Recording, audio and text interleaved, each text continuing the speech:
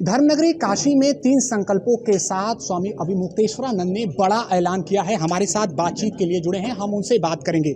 महाराज जी, आज 3 संकल्प जो आपने काशी में लिए हैं गौ माता की सुरक्षा को लेकर, उससे संबंधित आपने ऐलान किया है। क्या है वो 3 संकल्प? 35 कोटि गौ मतदाता, 3 लाख श्री रामाधाम, कुछ हजार जो बूचड़ न खाने, सुधरें तो हो गौ का काम। ये दोहा में हमने आपको बता दिया। 33 कोटि लोगों को, गौ प्रेमियों को, हिंदुओं को, सनातनियों को, नागरिकों को प्रण लेना पड़ेगा कि अब उसी पार्टी या प्रत्याशी को वोट देंगे जो गाय के लिए खुल करके सामने आएगी, खड़ी होगी। 3 लाख रामाधाम बना करके जितने भी देशी नस्ल की हमारी गौएँ हैं उनके सुख सुविधा के साथ रखने का प्रबंध हमको करना होगा, अपनी जिम्मेदारी पर करना होगा। कोई सरकार नहीं करने जा रही है। सरकार से मांग करने पर अनुदान मिलता है। सरकारी गौशालाओं की हालत बहुत ख़राब है, भ्रष्टाचार की भेंट चढ़ जाता है, तो वो भी अपने हाथ में लेना पड़ेगा। और जो बूचड़खाने कहते हैं कि हमको तो लाइसेंस मिला हुआ है गाय काटने का, तो भारत देश में बहुसंख्यक जनता की हृदय की पीड़ा को अनदेखा करते हुए भारत की सरकारों को लाइसेंस देने का हक नहीं है। अगर वो दे रही हैं तो गलत कर रही हैं, बाद में हम उनसे निपटेंगे। हम सीधे पहले नोटिस दे करके उन बूचड़खानों से कहना चाहते हैं कि आप बंद करो हमारी रामा गाय को काटना, और अगर आप फिर भी नहीं मानोगे तो हम आपके ऊपर धावा बोलेंगे। ये हमारी 3 रणनीति है। इसी 3 रणनीति से हम आगे काम करेंगे। आपने कहा महाराज जी कि आप राजनीतिक दलों के साथ ही साथ जो ऐसे प्रदेश हैं जिन्होंने गौ रक्षा कानून नहीं बनाया है, उनके यहाँ दूसरे प्रदेशों से गाय जाना रोकेंगे हम सीमा पर, कि ये प्रदेश गाय बुलाने का हकदार नहीं रह गया क्योंकि ये गाय काट के खाएगा। तो इसलिए उन प्रदेशों में दूसरे प्रदेशों से गाय का जाना सीमा पर हमारी सेना रोकेगी। महाराज जी, आपने ये कहा कि आप इसको लेकर पहले महाकुंभ के बाद 17 दिनों तक का उन्होंने राजनीतिक दलों को 35 दिनों का मौका दिया, फिर उसके बाद एक अवधि दी उनको, आप मिलने भी गए, लेकिन जिस प्रकार का सहयोग मिलना चाहिए था नहीं मिला। और आप अब ये स्पष्ट कर देना चाहते हैं कि जो भी गौ हत्या करेगा उसको सीधे आप तलवार से भी काट देंगे। मतलब आप बर्दाश्त ये कह रहे हैं कि आखिर हम अपनी पीड़ा को कैसे व्यक्त करें, कोई तो माध्यम होना चाहिए। तो जब हमने ये कहा कि हम तलवार हाथ में लेकर के धावा बोलेंगे, तब आपको लगा कि अरे इतना अंदर से गहरा ये इनका भाव है। तो अपने भाव को प्रकट करने का ये तरीका होता है। लेकिन ये भी सही है कि अगर मौका ऐसा ही आएगा कि कोई हमारी गौ माता की रक्षा के लिए अगर आगे नहीं आएगा, तो आखिर हमको लड़ते हुए मर जाना ही तो करना पड़ेगा। आखिर हम जीवित रह करके देख तो नहीं पाएंगे, तो इसलिए तलवार हाथ में लेके जाना पड़ेगा। जितने मर पाएंगे उनको मारेंगे, और फिर वो हमको मार देंगे तो हम मर जाएंगे, लेकिन गाय के लिए लड़ते हुए मरने में हमको गर्व होगा। रामाधाम की शुरुआत आप अपने सबसे प्रिय नगरी धर्मनगरी काशी से आप करने वाले हैं। इसका प्रारूप क्या होगा, कितने संख्या में बनेगी? कि एक व्यवस्था बनाई जाए और एक प्रोटोकॉल के तहत, राष्ट्रमाता हमने उनको कहा है, तो उनको एक प्रोटोकॉल के तहत अच्छे से रखा जाए, सुख सुविधा के साथ उनको रखा जाए और उनकी सेवा की जाए। तो 100 गायों का एक यूनिट रामाधाम के नाम से एक जगह पर स्थापित हो, फिर उससे ज़्यादा हो जाए तो दूसरा यूनिट, तीसरा यूनिट, ताकि एक व्यवस्था वहाँ पे चलने लग जाए और इसी तरह से मॉडल तैयार हो करके पूरे देश में जाए। तो रामा जो हमारी गायें हैं उनका एक सम्मानजनक संरक्षण हो सके। तो पूरे देश की अगर बात करें तो यानी 4000 विधानसभा में आप बनाने 4123 विधानसभाएं हमारे यहाँ। हमने संकल्प लिया है कि हर विधानसभा में एक गौ विधायक बना करके उसके निर्देशन के अंतर्गत उसी विधानसभा क्षेत्र के लोगों का सहयोग लेते हुए एक गौधाम वहाँ पर हम स्थापित करेंगे, और उसमें रामा गौओं की सेवा शुरू हो। फिर लोग उसको देखें, देख करके उत्प्रेरित हों, और फिर और भी रामाधाम स्थापित होने लग जाए। कुछ सवाल, राजनीतिक सवाल रहेगा महाराज जी। पश्चिम बंगाल में जो तस्वीरें आ रही, हिंदू पलायन कर रहे हैं, वहाँ पर हिंसक घटनाएं हो रही हैं, आखिर में जिम्मेदार कौन है वहाँ पर? कैराना में जब हिंदू पलायन कर रहे थे तो कौन जिम्मेदार था? प्रदेश सरकार के लिए लॉ एंड ऑर्डर को मेंटेन पलायन हो रहा था ना, तब कौन जिम्मेदार था? तब तो किसी की जिम्मेदारी तय नहीं की गई। आपके यहाँ अगर ये सब हो तो आप जिम्मेदारी नहीं लोगे, और जगह होने लगे तो जिम्मेदारी लोगे। लेकिन ये एक राजनीतिक जवाब हमने दिया आपको। आपने कहा ना कि सवाल राजनीतिक है, तो हमने एक राजनीतिक जवाब दिया। लेकिन अब हम ये कहना चाहते हैं आपके सवाल पर कि लॉ एंड ऑर्डर की जब बात आती है तब हिंदू मुसलमान नहीं देखा जा सकता, तब नागरिक देखा जाएगा। तो नागरिकों के बीच में वैमनस्य उत्पन्न करने वाला जो भी व्यक्ति है उसके ऊपर कड़ी कार्यवाही होनी चाहिए। तो कड़ी कार्यवाही करने में प्रदेश सरकार विफल हो रही है और केंद्र सरकार भी विफल हो रही है। अगर प्रदेश की सरकार वहाँ पर शांति व्यवस्था स्थापित करने में अक्षम हो रही है तो राष्ट्रपति शासन क्यों नहीं लगा देते हैं? लगा दें, या उनको चेतावनी तो दें कम से कम कि हम राष्ट्रपति शासन लगाएंगे, 2 दिन का समय है, सही करो। कुछ कह ही नहीं रहे हैं, केवल वक्तव्य दिए जा रहे हैं, वक्तव्य दिए जा रहे हैं। वक्तव्य इसके पीछे केंद्र सरकार की क्या मंशा है? वहाँ तो प्रदेश केंद्र सरकार चाहती है कि पहले जो है ठोकाई पिटाई हो, लड़ाई झगड़ा हो, कुछ मरे पीटे, तब हम उस पर राजनीति करें। लाशों पे भी राजनीति अपने देश में होती है। तो जब कुछ लोग मरेंगे नहीं, जिएंगे नहीं, आग नहीं लगेगी, रोने गाने का वीडियो आप लोग विजुअल नहीं तैयार करवा दोगे, तब तक कैसे राजनीति होगी? तो ये राजनीति के लिए प्लाट, मतलब अभी सीन क्या कहते हैं उसको बनाया जा रहा है।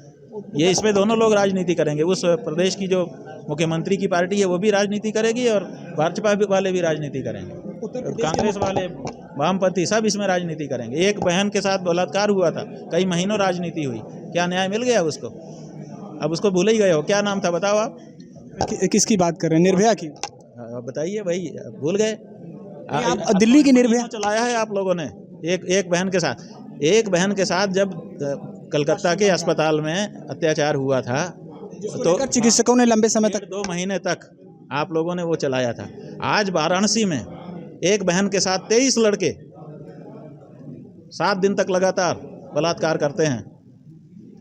कहाँ है वो स्टोरी जो कलकत्ता में चली थी, अब बनारस की क्यों नहीं चल रही है बताओ? तो ये सब तो राजनीति है। आपके सामने कैमरे पर हम दावे कर रहे हैं कि हमने बनारस की जो हमारी जिम्मेदारी है, बनारस की जो स्टोरी रही है, जो खबर रही है, उसको प्रमुखता से हमने दिखाया, चलाया है, तो बहुत अच्छा है। हमारा ये कहना है कि ये नहीं देखना चाहिए कि यहाँ की वहाँ, ये देखना चाहिए कि क्राइम कितना जघन्य है और उसको उसी रूप में उठाना चाहिए। तो राजनीति करने के लिए प्लाट बनाना एक अलग चीज़ है और शांति सुव्यवस्था स्थापित करना अलग चीज़ है। शांति व्यवस्था हर जगह कायम रहे, ये प्राथमिकता होती है। लेकिन एक सवाल ये है कि अगर प्रदेश के मुख्यमंत्री, यहाँ के मुख्यमंत्री ये कहते हैं कि लातों के भूत बातों से नहीं मानते, तो इसके पीछे क्या आस है? देखिए, हमको वक्तव्य अच्छा लग रहा है। अगर हमारे प्रदेश के मुख्यमंत्री, उत्तर प्रदेश के मुख्यमंत्री को ये पता चल गया कि ये लातों के देवता हैं, तो फिर सौगाती मोदी क्यों बंटवा रहे हो लातों के देवताओं के लिए? एक तरफ सौगाते मोदी, एक तरफ लातों के देवता। जच रही है बात? ऐसा मत करो, थोड़ी शर्म करो। जो कहो एक तरफ से कहो। आप ही वही कहते हो, आप ही वही कहते हो, दो जीभ हो जाती है आपकी, तो थोड़ा सा मामला बिगड़ जाता है, जायका बिगड़ जाता है। लातों के देवता हैं तो आपका लात चलना चाहिए। कहाँ चल रहा है लात बताओ? लातों के देवताओं के ऊपर लात कौन सी चल रही? किस जगह पे लात चल रही है बताइए? आज 300 योजनाएं चल रही हैं आपको, लातों के देवता जिसको कह रहे हैं। बोलने में लातों के देवता और योजनाएं आपकी अलग चल रही हैं। ये जो दोहरा चरित्र है ये अच्छा नहीं है। उनका इशारा ये था कि उत्तर प्रदेश में किसी की हिम्मत नहीं है, बुलडोजर अगले ही चौराहे पर अगर कोई गलत करता है तो तैयार है, उन पर कार्रवाई तैयार है, इसलिए वो कह रहे हैं कि नहीं। ठीक है, अब उत्तर प्रदेश में किसकी हिम्मत नहीं है, किसकी हिम्मत है? ये उत्तर प्रदेश ही तो है। 23 लड़के एक लड़की के साथ 7 दिन में बलात्कार कर देते हैं। बताइए, उत्तर प्रदेश ही तो है कि और कोई प्रदेश है? कहाँ है बुलडोजर उनका? अभी तक उस जगह पे क्यों नहीं चल गया? बताइए, तो केवल बातें। महाराज जी, कुछ अंतिम सवाल। यहाँ पर करणी सेना को लेकर कई चर्चाएं चल रही हैं। करणी सेना का साफ कहना है कि हमारे महापुरुषों का अपमान किया गया है। क्या लगता है कि जो नेता है, राजनीतिक दल से जुड़े हुए लोग हैं, उन्हें अपना वक्तव्य तो सोच समझ कर देना चाहिए, चाहे हमारे कोई भी महापुरुष? नहीं, देखिए, बात यह है कि किसमें गुण है किसमें दोष है, वो एक अलग बात है। असल में तो सच्चाई ये है कि हर व्यक्ति गुण दोष का पुलिंदा होता है। थोड़ा गुण होता है, थोड़ा दोष होता है। गुणाधिक्य होता है जहाँ वो गुणी माना जाता है, दोषाधिक्य जहाँ होता है वो दोषी माना जाता है। किसी की कोई कमी है। फिर व्याख्या साध्य भी चीज़ें होती हैं कि वही चीज़ें अच्छी हो जाती हैं, वही व्याख्या करने वाले बुरी तरह से निरूपित कर देता है। तो आप किसी के पूर्वज के ऊपर जब उंगली उठा देंगे तो क्या उसके वंशजों के अंदर कोई प्रतिक्रिया नहीं होगी? ये जो प्रतिक्रिया हो रही है करणी सेना आदि की, इससे हमको ये लगता है कि हाँ, ये कम से कम कुछ और हो चाहे ना हो, राणा सांगा के कम से कम खून तो इनके अंदर है, क्योंकि इनको पीड़ा हो रही है, अन्यथा इनको पीड़ा ही ना होती। तो अपने पूर्वजों के सम्मान की रक्षा के लिए हर वंशज आता है आगे। हम लोगों ने स्कूल में देखा था, जब झगड़ा होता था 2 लड़कों में, तो जब कोई माँ बाप के ऊपर जाता था ना, तब वो फैट पकड़ लेता था कि खबरदार, माँ बाप की बात मत करो, माँ के ऊपर मत जाओ, बाप के ऊपर मत जाओ।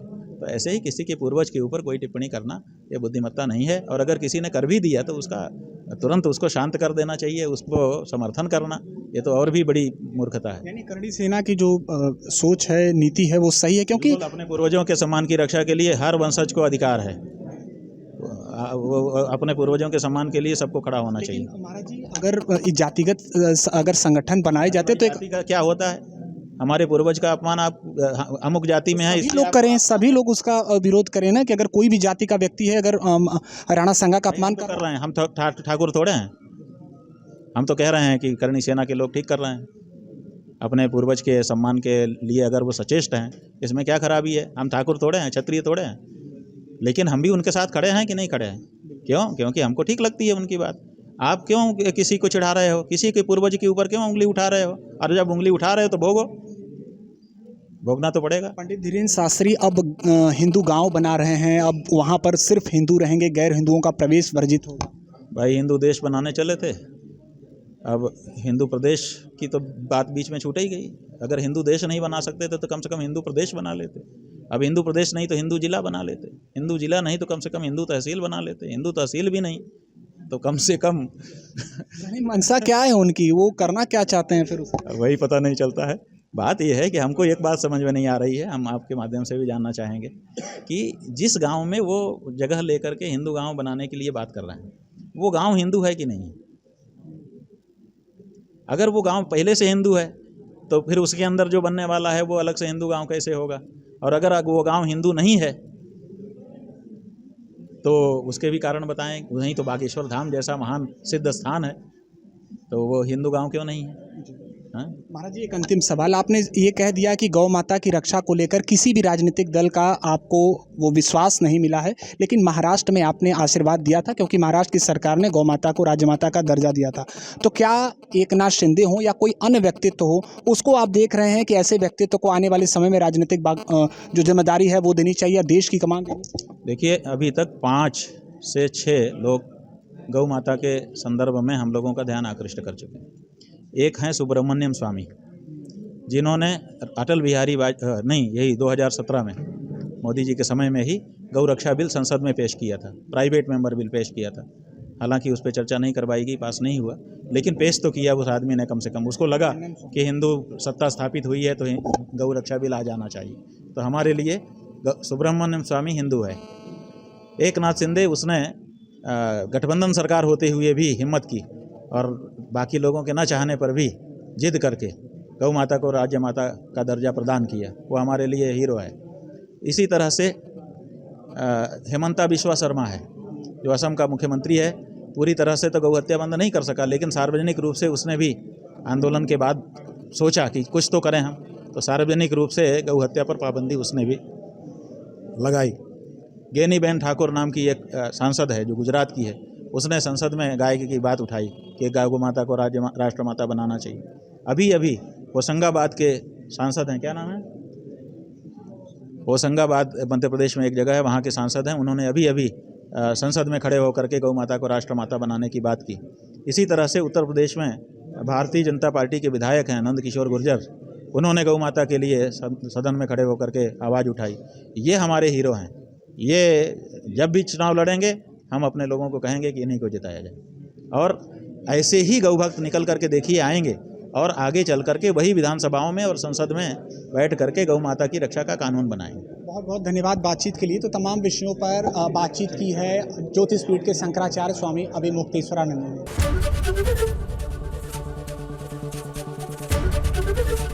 एबीपी गंगा, खबर आपकी, जुबान आपकी।